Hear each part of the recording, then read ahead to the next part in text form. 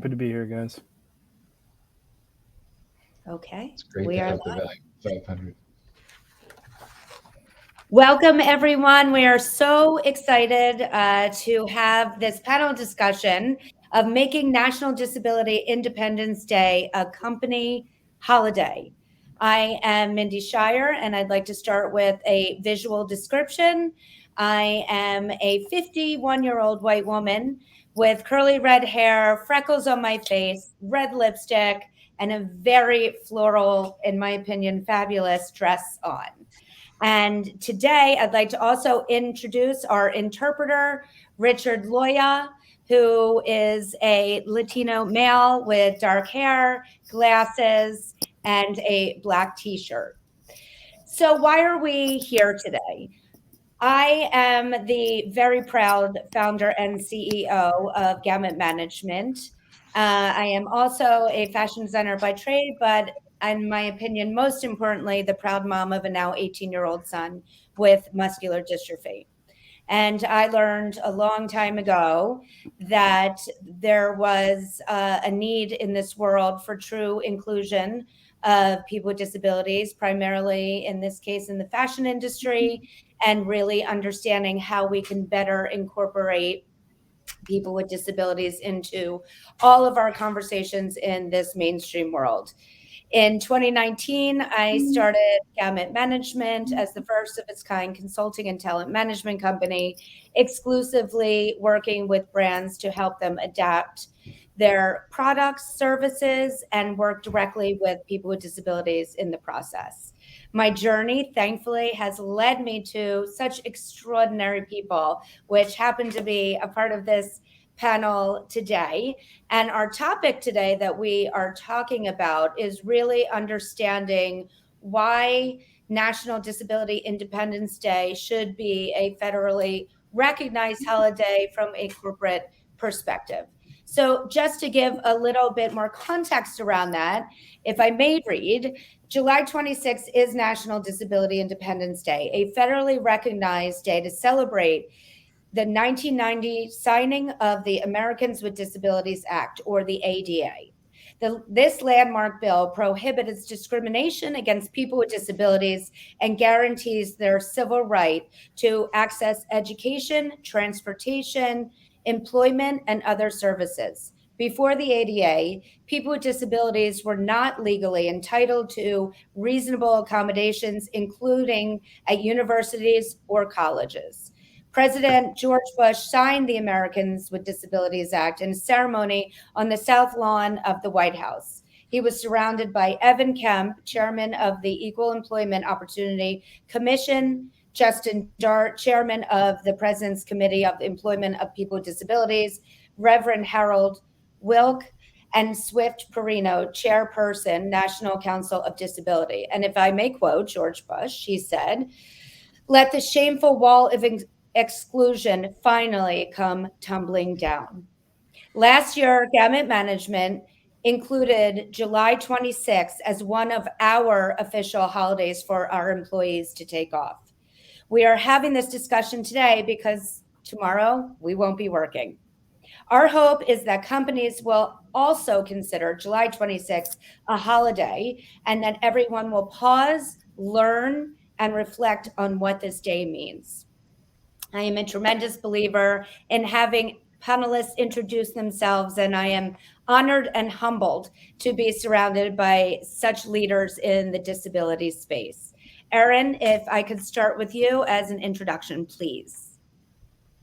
Absolutely. Thank you so much. My name is Erin Ryan Heyneman. I disclose openly that I'm this, well, first of my visual description, sorry. I am a white woman with glasses. I am wearing a vest and headphones, and I have some on my arm. I've got a lot of sort of pieces of braces and things like that in order to keep my arm from flying away because of my disability. I openly disclose is multiple sclerosis, or it's caused by multiple sclerosis. I am a writer and a speaker, and I'm a commissioner on my local Commission on Disabilities in Massachusetts, where I live. I have 2 elementary aged school children.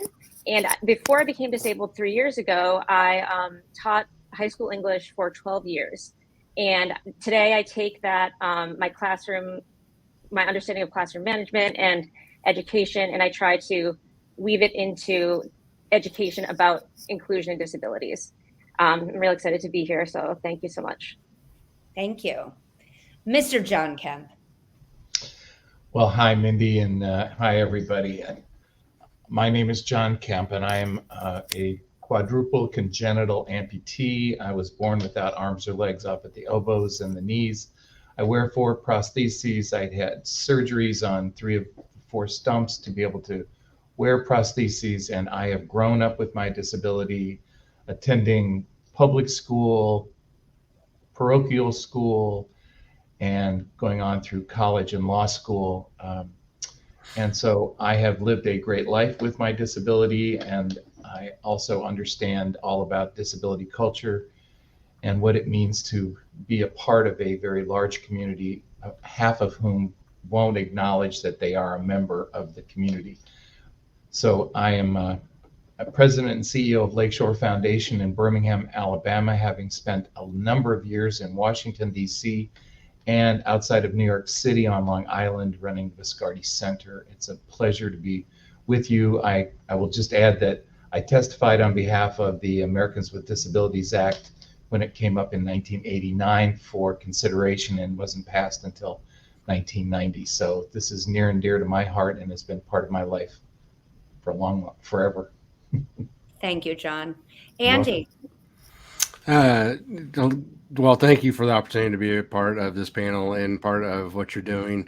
My background is 27 years now of human resources experience. I got into the disability employment realm when I was the director of recruitment for AMC Theaters, where I started the AMC Focus program. And that turned my profession of HR into passion and missional work, because I recognize the fact that businesses have, and still do, unfortunately, have some of a blind spot to disability employment. And so I am an individual with my own hidden disabilities.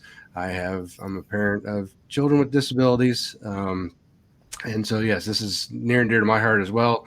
But I think this is also an incredibly important conversation, and I am so thankful to be a part of it. My visual description is I really don't have enough hair to even talk about. I wear glasses. I'm wearing a sport coat and with a black shirt underneath it. And that's me. So thank you for the opportunity to be a part of your panel today. Thank you. And Stephane.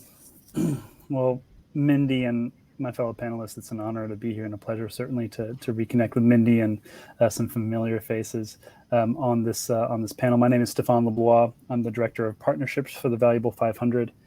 As an audio description, I am a white male with graying brown hair, wearing a blue checkered shirt, and I'm sporting a mustache which doesn't hold a candle to John Kemp's mustache. So don't even try to compare, because he's got me beat by a country mile.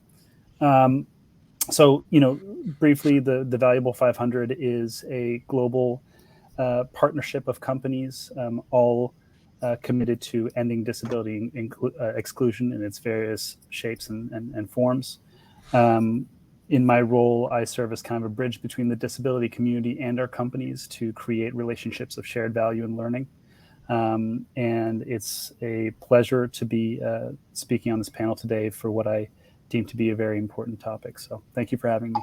Thank you so much. John, I'd love to start with you, especially because you have such a direct connection to the actual signing of the ADA. I spoke about it a little briefly in the introduction of what it covers, but in totality, what does the ADA really mean to the independence of this population? I think to frame it right, we just should step back for a second to 1973, when the Rehabilitation Act of 1973 was passed, and especially the Title V provisions, which created affirmative action obligations among federal contractors and non-discrimination requirements among federal financial recipients. That was in 73. The regs didn't become effective until 78. There was the sit-in that Judy Heumann led in San Francisco. All of this started raising the awareness of, and those were the first rights we ever had. And she raised those rights in a very appropriate and very civil way, but very important way. And then we went through a series of Supreme Court cases where we lost a bunch of cases in the 80s, and we finally realized we don't have a very good law at all. It's not wide enough, it's not broad enough, it only covers the flow of federal financial assistance. So if you're a medium-sized business that doesn't have any federal money flowing into it, you're free to discriminate openly against people with disabilities. Along came this big movement growing out of the National Council on Disability, an independent federal agency that wrote the first draft of the ADA, and several years later finally got it introduced into law, signed into law on July 26, 1990 by George H.W. Bush, and very much supported by his administration. And on the Senate side, Bob Dole was just an incredible force that helped us get there. But it says any employer of 15 or more employees cannot discriminate in the way it offers employment opportunities to people with disabilities. It didn't say federal financial assistance had to be present. It just said 15 or more employees. So it covers employment in a big, big way, and only the very smallest of businesses are really exempt. It goes into requiring state and local governments not to discriminate. So the way your state government and local governments handle all of the federal money flowing through it imposes a non-discrimination requirement in the way goods and services are delivered, your transportation services, all of those things are covered now and have been covered under the ADA. Title III was all about public accommodations and talking about, my goodness, if you are delivering delivery services, if you are selling food in restaurants, if you are a dry cleaner and have 4 or 5 steps, you've got to figure out a way to allow someone who has a mobility limitation to get their clothes cleaned at that location. If you have to run out to the curb and get their clothes and come back in, that's fine. So it changes the burden. And then as ADA matured, it went into the communications area and telecommunications area, which are really vital today with you think about commerce and communications and all of those things. I think the most significant was that we finally got recognized as having fundamental civil rights, and it was an elevation of our status. We've done so much better in almost all areas than we have in the employment area, and more attention is needed. People are aging into disability as they get older. Ours is the fastest growing population of people with people in general, the disability population growing much faster. We're 16 years older on average, so as you age, you're acquiring disabilities. It is an imperative to businesses and governments to become accessible and universally designed. So ADA is the beginning. We still aren't there, and it's not very well enforced, but we've got to start embracing it, just like the National Disability Independence Day will do when it becomes effective. Beautiful. Thank you. And that's exactly why we're here today having this important discussion. Thank you.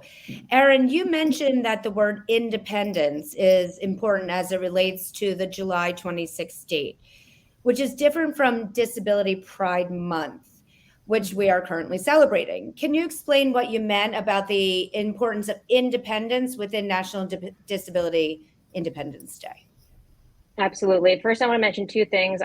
Thank you so much, John, for providing us with the sort of background. It's so important that we remember the background of how we got here, because we wouldn't be here without activists and the people that were on the ground at the time in getting the ADA to be passed. So thank you so much for all you've done. And number 2, I just want to say that with my multiple sclerosis, I do have a cognitive impairment.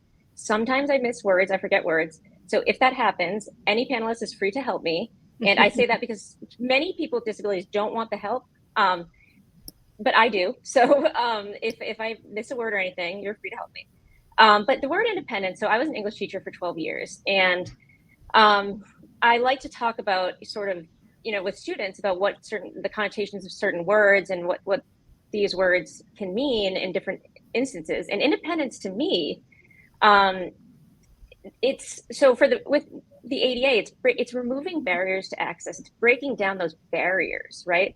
The barriers there's so many barriers that were taken away by the ADA. And this is like John was saying, these are kind of, today we see them as the norm, right? To have an accessible bathroom in each building, to have an elevator, to have the right to employment, all of these things. But it was really an independence movement, because without those specific types of that accessibility, we would not, myself as a disabled person would not be able to do many of the things that I do every day. For example, I would not be able to access a high floor of a building if I needed to. And that's like just, the basic stuff. But I also would not be able to find meaningful employment.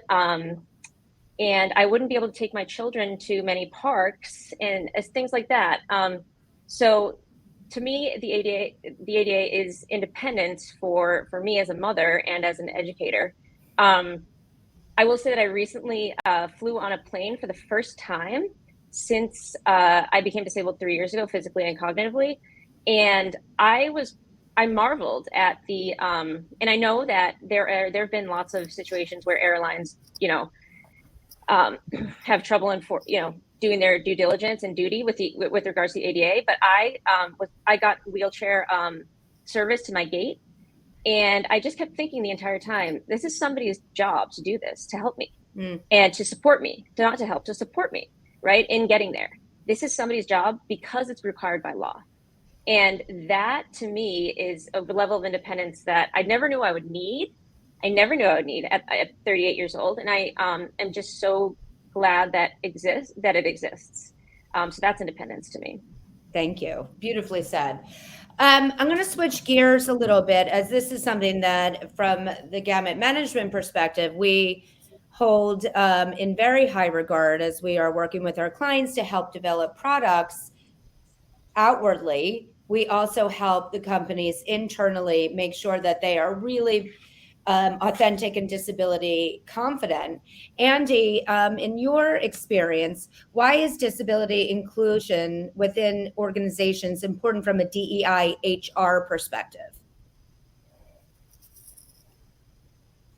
Oh, Andy, you're on mute. So I only have a limited amount of time. I understand that, so I won't go into my big, long dissertation.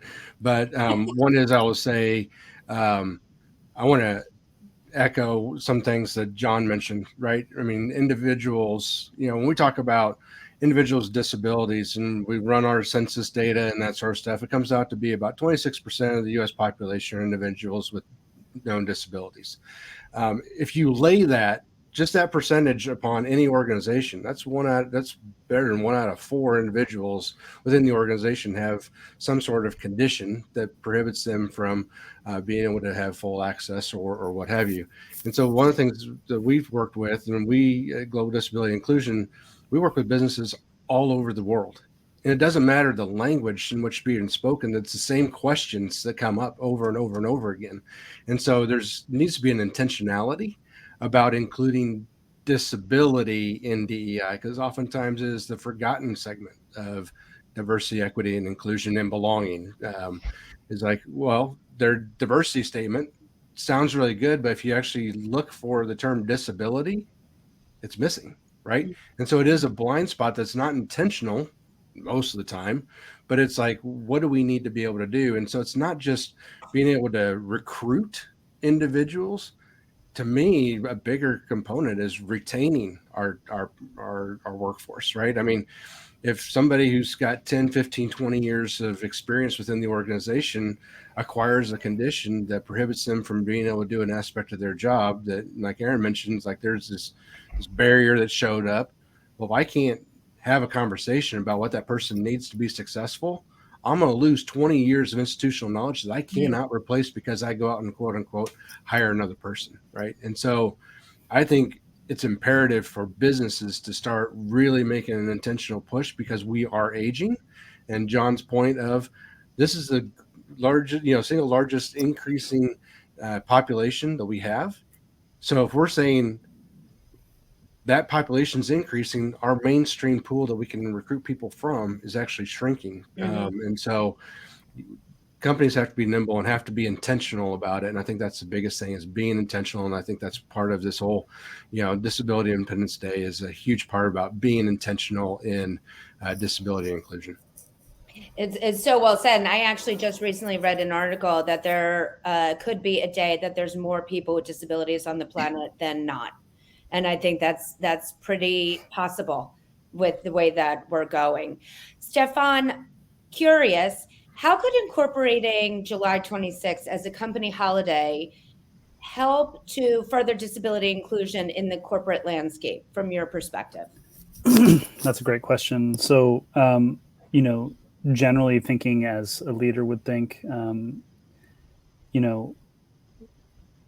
organizational leaders are cultural tone setters as much as they are strategists. And so in your company, if you're looking to, lead inclusive teams, if you're looking to reach untapped markets with your products and services, if you're looking to create communications and branding materials and really everything about your business that speaks to the disability community, you need to understand. And I think that the Disability Independence Day really does that, right? Like, it's an opportunity to reflect and understand and appreciate, recognize the heroes like John Kemp, but also like Judy Heumann, like Ed Roberts, who came before, who fought tooth and nail to make this happen in 1990. Also understand everything that's happened since as a result of the ADA being a platform for laws like Rose's Law or laws like the Olmstead Act to pass, which allow for greater independent living for folks with disabilities and allow for landmark changes to continue to happen. So in order for a company to operationalize and professionalize disability inclusion, you need moments in time throughout the year that are dedicated to education and training and awareness, because that develops better advocates and that develops better practice in general. So, but it starts really with leaders making the choice, making the decision to invest resources and time in understanding and learning. Absolutely. It's where it all needs to start. Thank you for that. So now we're going to shift to why we're kind of all here, and that's really to help educate on what can companies and individuals do on July 26th. So John, I'm going to pivot back over to you. And if you could answer this a little bit from the political personal lens, what would it mean to broaden awareness of July 26th as a recognized holiday within organizations? I think it would lift up the disability community nationally and even internationally. The United States is obviously the leader in this area of disability access and inclusion. And I think what we decide here in the United States, it has a big play all around the world. And Stephane would know that very well from the Valuable 500. We have to believe and like ourselves first as people with disabilities. We have to feel that we rightfully belong in society. And to have a day for our Disability Independence Day would be a powerful statement of equality and equity and inclusion. And it's that instead of being apologists, oh, I'm sorry, I can't get in here because I can't get into the building. We should never be apologists. We should not be apologists around access and inclusion. We should be included already, and we should be asking the questions, why weren't our needs considered when a place was chosen to hold a meeting and the like. So there's a very personal one about feeling better about ourselves. There are too many people lonely and hidden away with disabilities who are hiding their disabilities and not being out and proud about it. So from an inside out standpoint, it's really powerful. The political environment is growing in terms of people with disabilities. Look at Tammy Duckworth, for example. A veteran with a disability. There are so many other members of Congress, and even our president has a disability, stutters, and may have other age-related disabilities, and he's doing a great job. So I think from a global and even a national standpoint, lifting up people with disabilities by recognizing a National Disability Independence Day would be a powerful, positive statement of inclusion for all of us. Thank you. And in one of our pre-conversations, you also mentioned that this could be unifying. This is a unification of the population to be celebrated. Can you just iterate on that for a minute? Absolutely. I'm glad you brought that up, Mindy. You know, the disability community unto itself is very diverse. When you think about intellectual disabilities and physical disabilities and people with on the spectrum, autism spectrum, people who are older, younger with disabilities, sometimes it is just so diverse that we constantly get asked, does this include people with emotional disabilities? Are you talking about this? Are you talking about that? And we're talking about everybody. And sometimes we people with disabilities ought to be embracing other people with disabilities into a big, broad movement nationally and internationally. We're not doing as well as we could. And this type of Independence Day for people with disabilities would be very unifying for all of us. I'm glad you brought it up, Mindy. Thank you. Well, it really hit home for me. So I wanted to make sure that we shared that with everyone listening. Andy, I'm sure this is a question probably on a lot of minds, but from an HR perspective, can a company offer its employees July 26th as a floating holiday? What are the options with that? Yeah, I think that, one of the things that a lot of businesses are going away from are the traditional holiday offerings, right? And it's providing more, you can customize your own holiday package of what you're going to take the days for, because, I mean, diversity, right? But when we sit there, we're saying, look, this is one of those days. I think the other part about it is not just allow it for a day for somebody just to kind of be gone, but it's a day for them to put in their out of office. I am out because I am celebrating Disability Independence Day.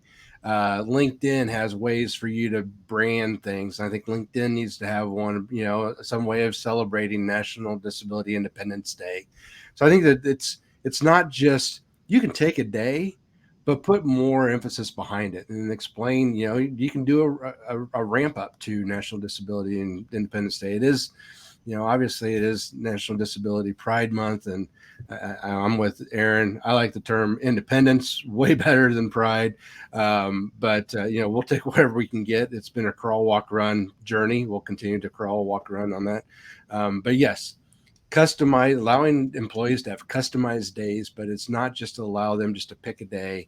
Here's certain ones that you can take, but you also have to explain why you're out. And I think that's a huge part of that. I love your example of really taking ownership and being proud of why you are taking this day off. I definitely encourage anybody to email info@gamutmanagement.com tomorrow, and you'll see exactly why we are not in the office tomorrow and taking the day. Erin, from your personal perspective, as a woman with a disability, a mom, and as a teacher, what do you want your kids to grow up thinking as it relates to July 26th? And should or could this be a school holiday? Absolutely, it should be a school holiday, although my kids are out for the summer right now.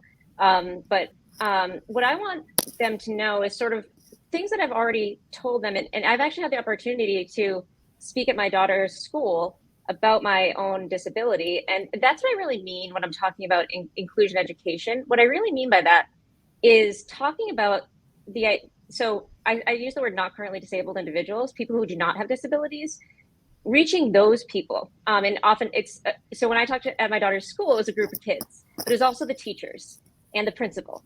And they were able to learn during that talk that even though I look kind of like just like their moms and dads, like, I couldn't, if you asked me to, jot down a note right now because I'm left-handed and my left hand is affected, right? And it's sort of this sort of, you don't know what you don't know.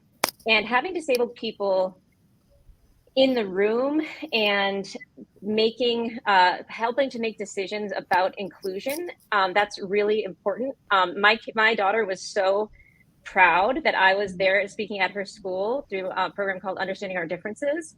And I think that her classmates were also very, very engaged. So the young people are really engaged in this work and idea too. So I think that for my kids, what I want them to know is that people with disabilities are, their mom has a disability, but they have often said they'll point out to me, look, that person's in a wheelchair, or look, I think that person's using sign language. Like, it's really, we've made it in our household a benefit, and it's something to be, proud of. And I think that that's what I want to to have my kids understand growing up, and being able to speak at their school has been so wonderful. And because kids, the children are like sponges, and they just eat it up, and they understand right away what we're talking about.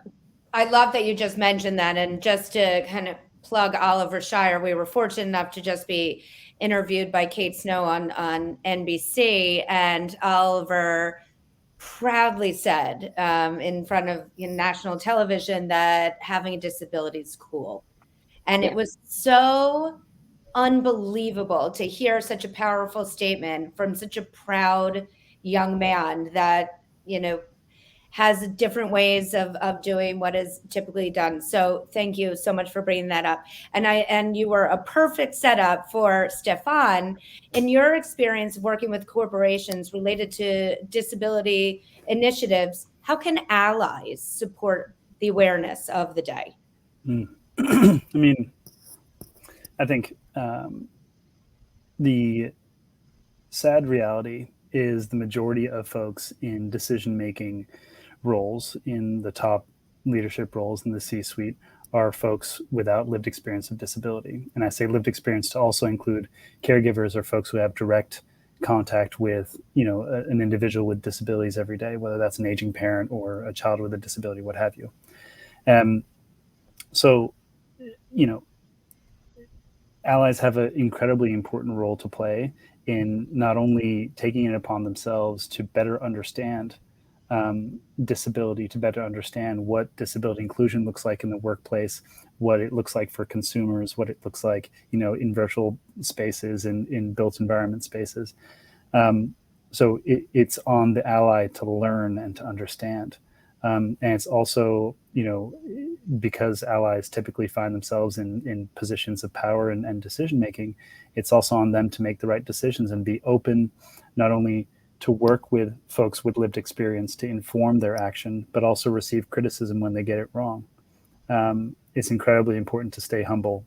Lastly, stay humble in understanding the things you don't understand, and understanding that this is a continuous learning journey. I always tell companies, even the companies that get most things right when it comes to disability inclusion and accessibility, that this is a journey, and there is no destination. Mm-hmm. And the same goes for individuals. You have to keep learning. You have to keep trying to understand. So that's it. I love that. I love that so much, because I'm learning every day. It's a constant journey with, as you said, no destination, except for everything that we're working for. In our last kind of couple minutes, I'd love to leave our audience with a quick nugget that if they can take one thing away with them from this discussion, what would it be? Andy, I'm going to start with you. Quick nugget is businesses and organizations who are leading in disability inclusion have business metrics to support it, that there's 28% higher income. They also have twice as much the income is coming in. They also have 30% higher profit margin. So you can't ignore those metrics. How did they get there? It's because they started out being intentional. Beautiful. Thank you. Erin. I would say that disability can happen to anyone at any time. And on this day in particular, we should be learning. So a little vocab list: barriers to access, universal design, motor impairment, fine motor impairment, gross motor impairment, cognitive disabilities.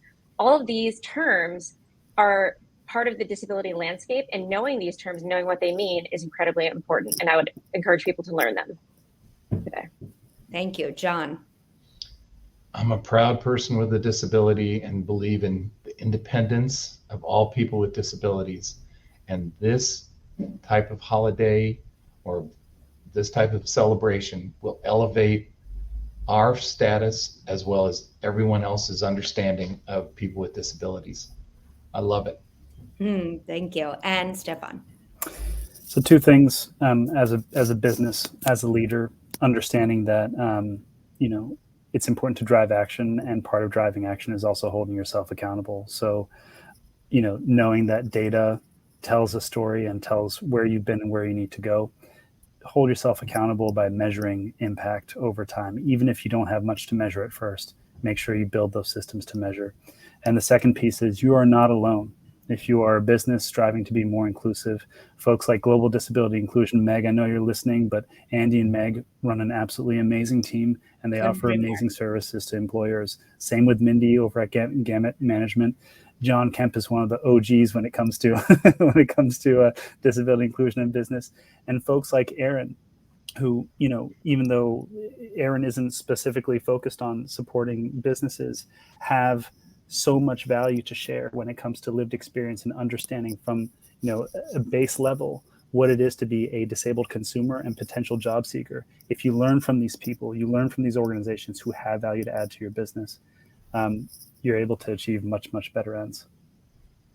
Perfect. And my last nugget would absolutely be that tomorrow, in recognition of the National Disability Independence Day, I challenge everybody to learn something.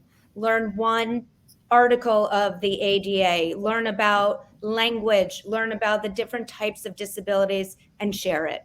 Hashtag NDID, National Disability Independence Day. And let's go on this journey together and make change happen. And may you all have the day off next year, because we certainly will this year. I am so grateful and so honored and so thankful for all of my incredible panelists today. Erin, John, Andy, Stephane, thank you for your wisdom, your experience, and being on this journey with us. And of course, Richard, thank you for your beautiful work, and Flamingo interpreting. Thank you all so much. Thank you, Mindy.